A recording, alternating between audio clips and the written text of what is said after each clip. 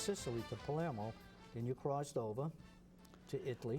Yes. But From how did you Palermo, we went by LST. To where? To Naples. So you went into Naples? Yeah, because it was a wreck. They demolished that harbor. They blew up ships, so we couldn't get in there. And that's where our first bomb raid was. Italy was up near Naples that night. The planes come over, start dropping bombs on Naples. Now, what did you see? Can you give us an idea what you saw? The countryside, yeah. Well, from there we went to Caserta, Caivano, and I remember seeing all these people evacuating from the towns, little towns. I have pictures in that book there, nice scrapbook. Did you? Who was the? What was the outfit you were with? I was with the Fifth Army, Sicily, Italy. Okay, so you were under General Mark Clark? Yeah, it was Fifth Army. Seventh Army, yeah, Patton was the Seventh Army, well, and Patton was, Patton commanded that Fifth Army until he got into Seventh Army. Patton was with the Seventh Army, but he was relieved in Africa and Sicily. But he was relieved of his command. Yeah, because he slapped a child. Slapped a soldier. Yeah, so Mark Clark took over. The Fifth Army. Fifth Army. Yeah. All right. And then General Patton, they needed him because he was about the best general I'd ever lived. He slapped that boy, a soldier, but they shipped him to England to take over the 3rd Division. Well, yeah, he was relieved of his command and sent to England. I stood there in North Africa. To cool his heels for a while. Yeah. Now, so there you were in Naples, and you started to move out of Naples, going to Caserta and Casino. Casino. Then from there. Well, what did you do at Monte Cassino? We were firing at the monastery, just below the monastery. What were you? What? What were you firing with? 90mm guns. All right, so you're still. Yeah, they fired. We could knock planes down, high explosive, and point detonator, blowing buildings up and killing soldiers. So you were still in the artillery? Yeah, I stayed right through the ends of Anzio, then I joined the machine gun crew. All right, so when you say Anzio, what did you do at Anzio? We fight a lot. I was on the 223 bombing raids, 23 times in one day. We shot planes down and we killed soldiers with them. We fired as many as 400 rounds apiece one day without stopping. That day alone was 60,000 shells were fired. All right, so you were in the Battle of Anzio? Yeah. And 4 months. Did you get there by LST? So you were with the amphibious landing? Yes. That's me at Anzio. That was my hole. I had to dig a hole 4 feet deep with a lot of sandbags. I had to leave a wide opening because whenever the alarm went off, I had to be out there in a split second at the gun. So where are you in this picture? Oh yes. They asked if we wanted a bottle. You took the beer. I had a drink in years. It's strange because see how the men lived in the hole. See the vent? They used an ammunition casing for vents, so ventilation. Some men would stay there, the machine gun, but we had to come out because we had the big guns. And that's where they lived, in the ground. Now, where was this picture? Anzio. So this is Anzio. Yes. Okay. Now, after Anzio, when the beachhead was secured, yeah, after Anzio, we went down to Salerno, trained for an invasion, because we didn't know then. But then we landed in San Rafael, France. And just before we get ready to land, I happened to be looking up. I saw this one plane come down, and he dropped a 500-pound radio control bomb. And it hit the ship next to it. But I threw myself down the deck and said to myself, gee, tomorrow I'm not going to make it because I was going to be 23 years old. So you were on a ship now, and you were going where? Yeah, to San Rafael, France. Just about 20 miles or so. From Italy? East of so you're going Cannes, you know Cannes? Yeah, so you're going to southern France now? Yeah. All right. San Rafael and Frejus, the 2 landings. And once you disembarked, what did you do there?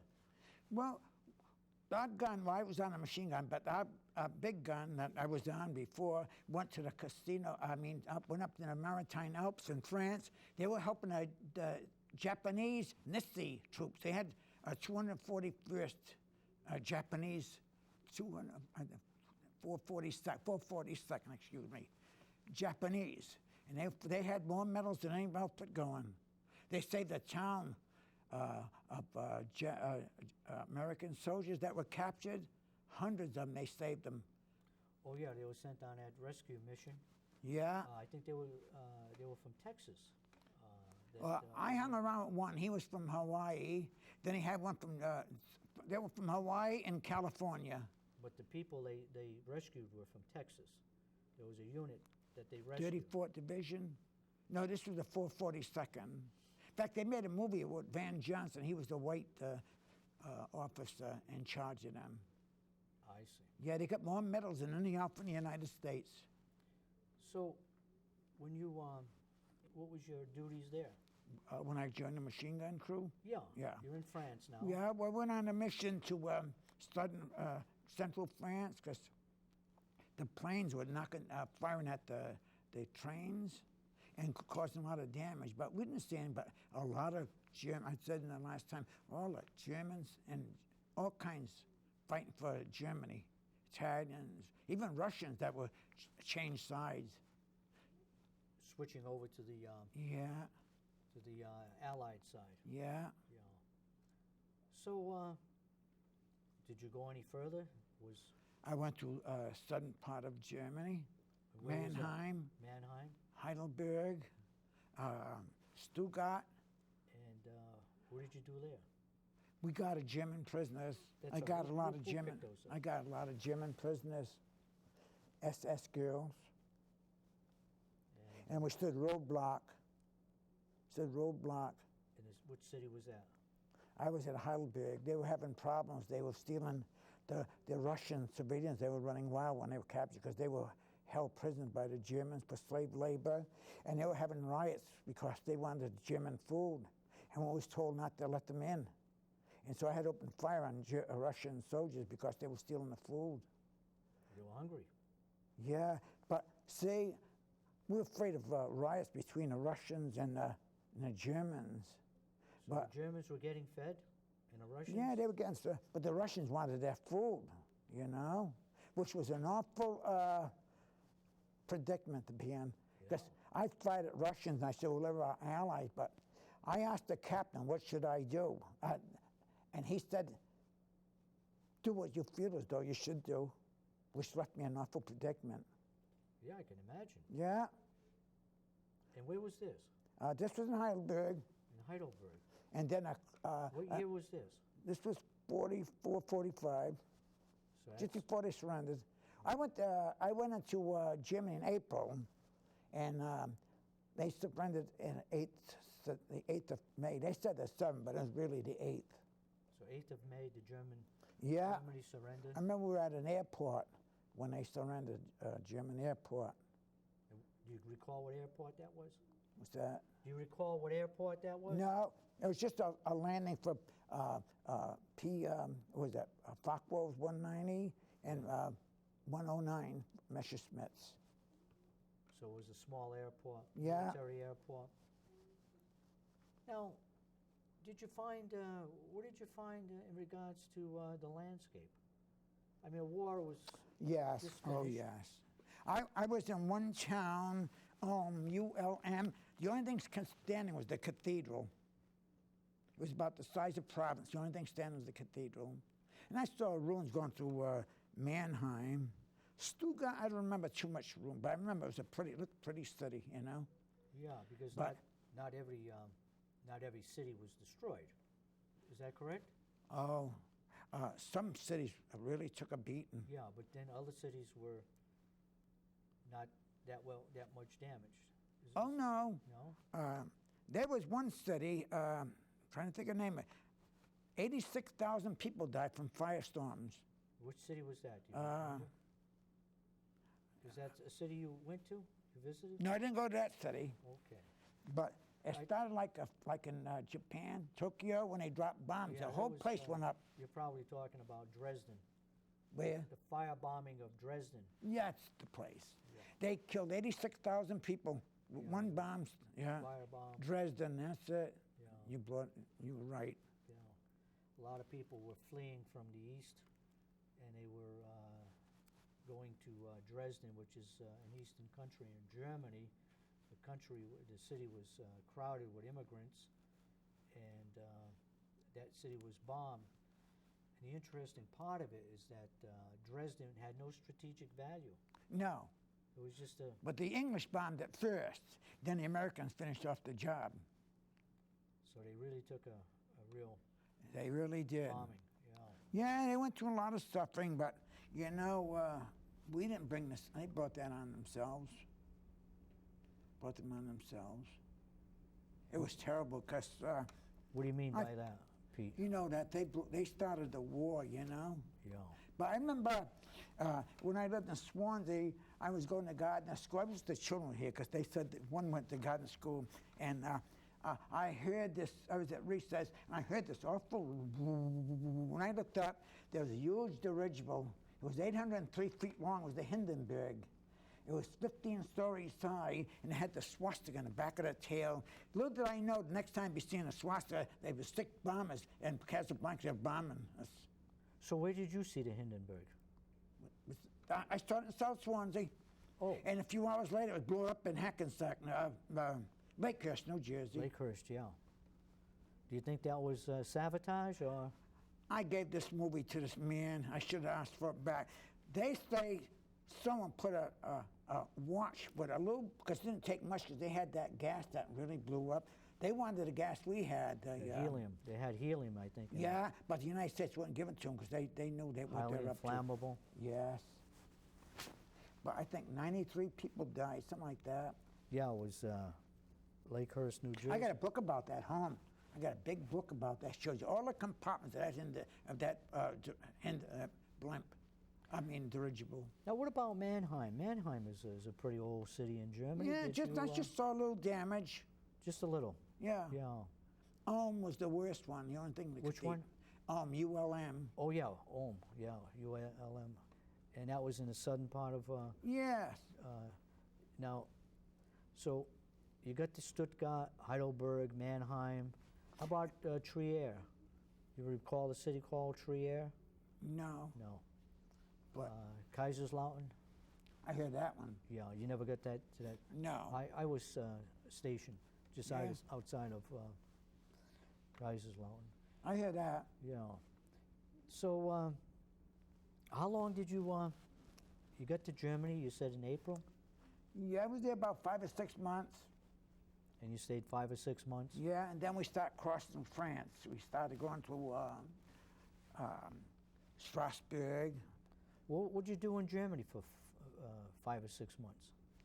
Well, we did a lot of guard duty.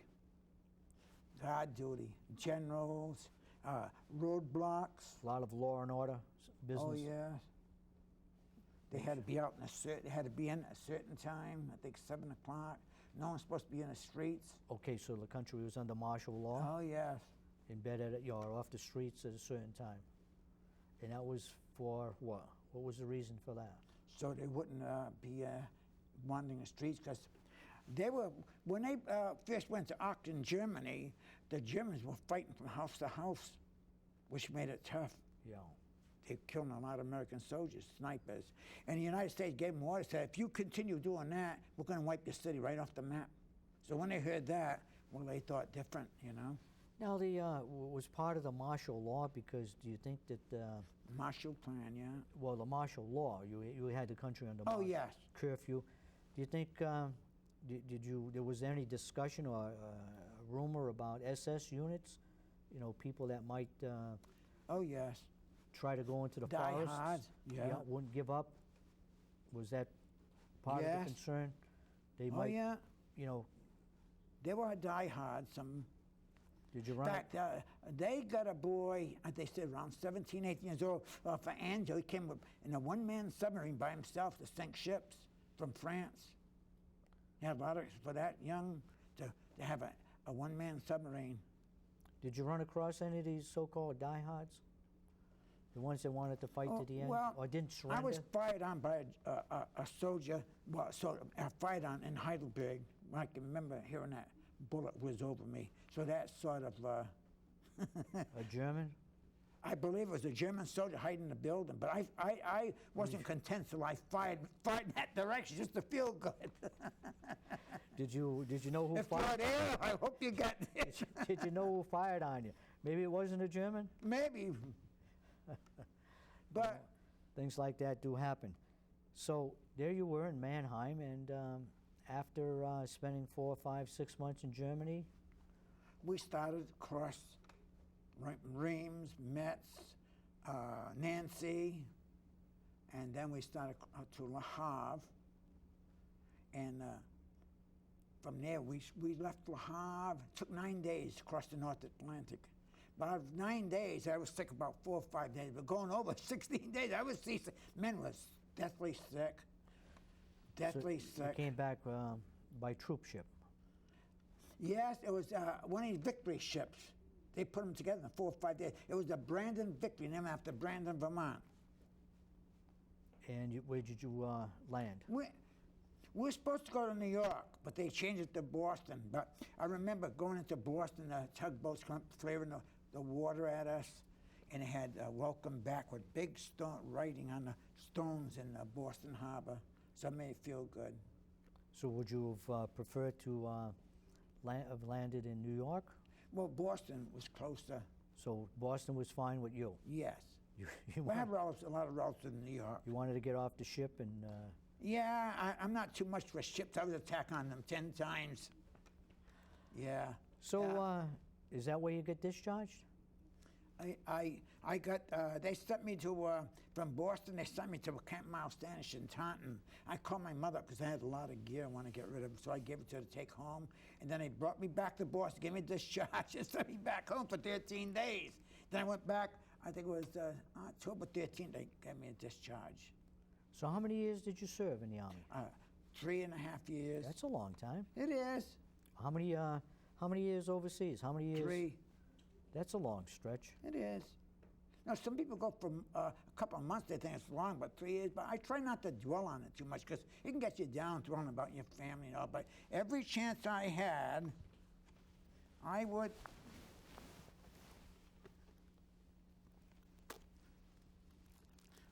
send cards to my mother, even for 2 minutes. Cathedrals in Palermo, Sicily, and everywhere I could. Oh, no, right here. Yeah. So Channing page. those are the cards, postcards. Channing page. Yeah, you can turn the page. All beautiful theaters.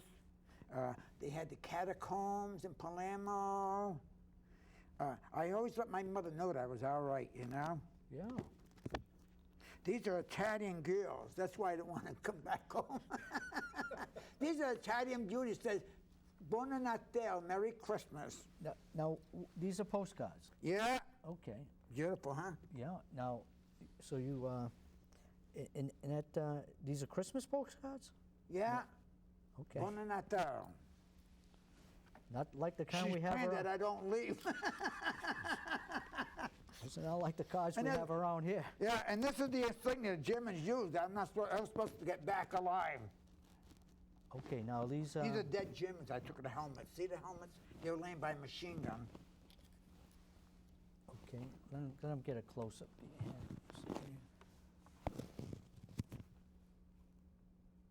Okay, this is your picture here down below. Yes, when I landed in Africa. And these are, Those are dead did you Germans. take these pictures? Yeah. This friend of mine had the camera. And so you took these? I didn't take this one, but I took these here. Yeah. Boy, that was quite nice. Oh, yeah, and a lot of people don't have books like this. Yeah. And this is the poem I got from the French government landing on the beach. That was the first invasion. The others were all second landings. Okay, so you get this from the French government. Yes. Okay, it's in French, yeah. And Monsieur Peter Gallo. Oh, sure. Yeah, Monsieur. I had a lot of my work destroyed when I was in the fire at my home. I turned on the stove and the whole place blew up. I lost a lot of my artwork too. That was valuable to me. These are what they call email. They're photographed and sent. And they're checked. You gotta hold that up. Oh, yeah, I'm sorry. They're checked by the captain, seeing that you don't put anything that of a secret or anything, you know. This is a man that went back. Those are all graves there, all American. I lost 6 of my buddies one day, one shelling. Okay, so that's one of the. Cemetery, Natuno. So he went back after the war. He was in the army, American Yeah. Army? Yeah. This was an Italian. He was a little boy when that happened. He remember hiding in the caves. Well, yeah. Oh, this is the French. These are French postcards? Yeah. This is the France of tomorrow. Turn that to the camera here.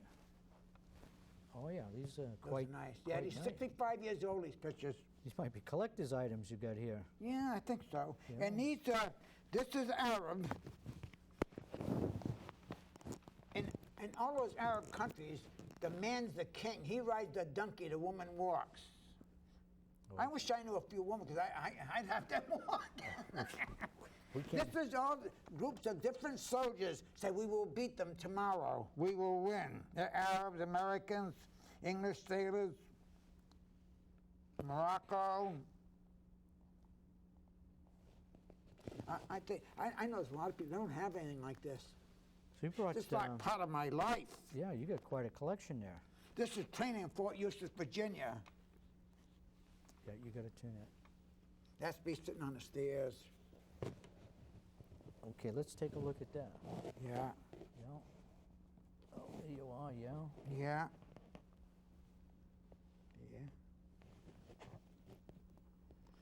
Yeah. This is a German tank. These are thousands of German soldiers that were captured. I remember Algiers one day, there were thousand walking by, and they walked by like they're walking down Main Street in Florida. Just as proud as anything. Yeah, you got the old German barracks. tank. Old barracks. Yeah, that's Camp Kilman, New Jersey. This Yeah. is Fort Eustis. The old wooden barracks. Oh, yeah.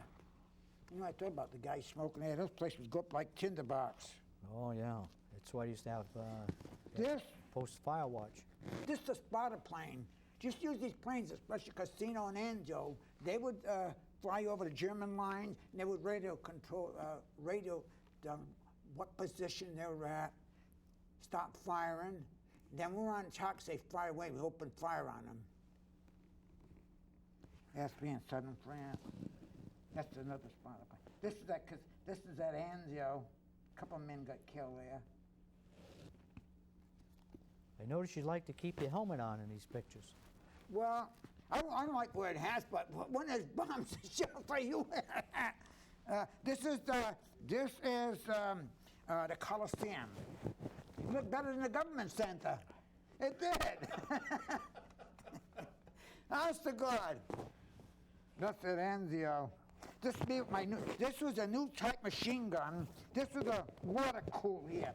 One guy had to pump the water to the hose at the cooler, the barrel down. This was air. 4 barrels could fire 1,000 rounds a minute. And Wow. the captain said to try it one day. Opened 1,000 rounds. He started yelling and screaming at me. So you ended up with a machine gun unit. Yeah. How many? No, it was the same up, but we had machine guns. How many? We had machine guns in case the planes came down low. How many? Well, one day one plane come down and stopped firing, but I never. How many men in a machine gun unit? How many to operate the machine gun? How many men in that unit? About 20. Well, how many to operate the machine gun? One Well, machine gun. that one with the air could have won with the, but the water. You didn't need anyone to This feed? one here, yeah, this one here. One guy's pumping the water, but then was air cooled. He had in the 4-barrel. This is one of our men saying confession, Anjo, because there you never knew where you're going to live from one day to another, so you had confession. Because I didn't say confession, I'd be there for years.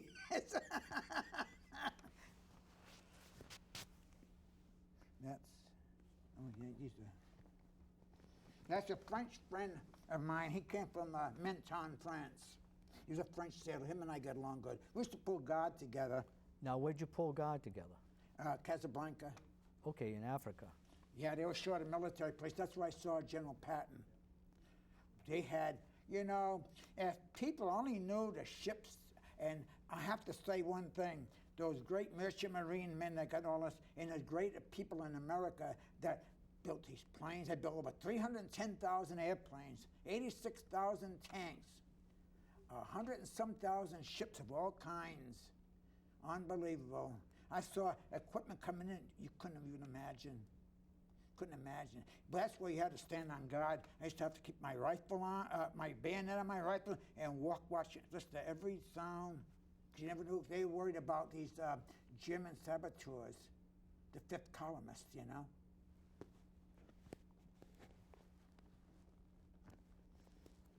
Yeah, oh, another thing here. I showed you that. Show you that. I'll put this here for now. These are those. I told you about those cards there, and I want to make a presentation to you. Bill Mauldin, he used to do the sketches, so I put his name because he's gone, but I'm giving that to you. Wow, that's very kind of you. Yeah.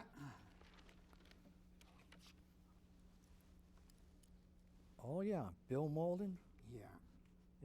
Yeah, he was a famous cartoonist during World War II. I try to spell his name like he used to have it. Bill. It's funny. I never saw his name, but Bill Mauld. I put E-N. It was I-N. So I found it in a book. Oh, you wrote that? You wrote that in there? Yeah, like he would write it. Oh, I see. Yeah. Okay.